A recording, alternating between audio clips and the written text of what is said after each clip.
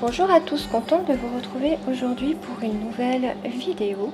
J'ai décidé de faire un lait pour le corps post-épilation. C'est un lait qui va servir à retarder la repousse des poils. Après une épilation, il faudrait le mettre pendant quelques jours, je dirais 4-5 jours, pour retarder la repousse du poil. Je vais faire un contenant de 200 ml.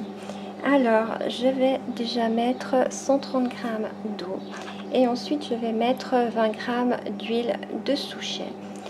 Alors, l'huile de souchet est reconnue justement pour retarder la repousse du poil. C'est une huile que moi j'utilise depuis une année dans mon déodorant, j'en mets toujours. Et j'ai remarqué que je n'ai plus du tout de poils qui poussent sous les bras. Non seulement ça me l'a retardé, mais en plus les poils ne poussent plus. Donc il va sans dire que j'en suis très contente. C'est clair. Donc là j'ai décidé de faire ce lait pour le corps en espérant également que ça marche sur le reste du corps. Donc j'ai dit que je rajoutais 20 g d'huile de souchet, 10 g de beurre de karité, 10 g de coco silicone. J'ai rajouté encore 8,8 g d'émulsifiant olive oil. Je vais encore rajouter 10 g de fucoser car il est apaisant et hydratant.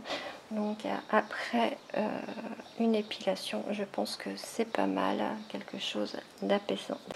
Je vais mettre encore 10 g de lait de coco en poudre. Donc pareil, il est nourrissant et apaisant. Après une épilation, il peut faire que du bien. Je vais rajouter encore 1,2 g de Cosgarde. Et j'ai décidé de mettre une fragrance de la folie des senteurs, celle de mer de fleurs de lotus. Mais il va sans dire que vous pouvez très bien en mettre une autre, ou pas de fragrance, ou une huile essentielle, c'est comme vous voulez. Alors j'ai déjà pesé mes quantités. Donc, dans cette casserole là, j'ai mis mes 130 g d'eau. Et dans celle-ci, j'ai mis mes 20 g d'huile de souchet, mes 10 g de beurre de karité, mes 10 g de coco silicone et mes 8,8 g d'olive oil. Je laisse chauffer tout ça et je vous retrouve pour la suite. Ma caméra n'a pas voulu filmer. Une fois que mes phases étaient chaudes, j'ai versé ma phase huileuse dans mon récipient.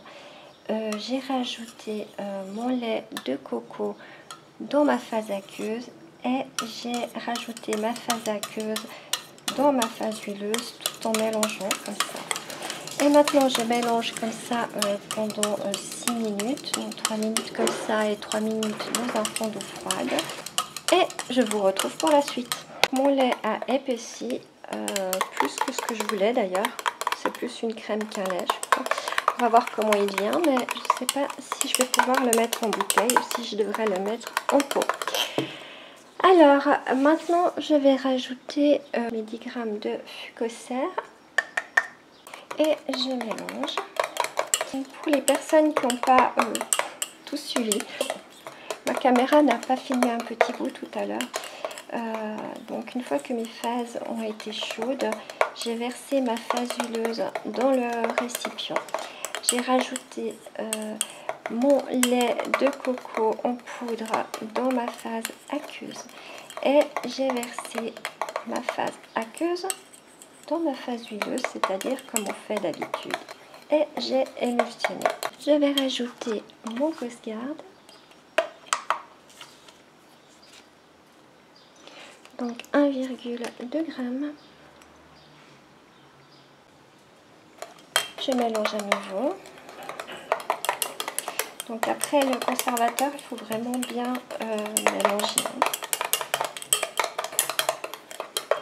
Et je rajoute ma fragrance. Je vais déjà commencer avec 30 gouttes. Et je mélange. Donc mon lait est terminé. Pour finir, je vais le mettre en pot et non pas en bouteille. c'est devenu une crème et non plus un lait. Mais bon, c'est pas grave. Ma crème post-épilation est terminée. J'espère que cette vidéo vous aura plu.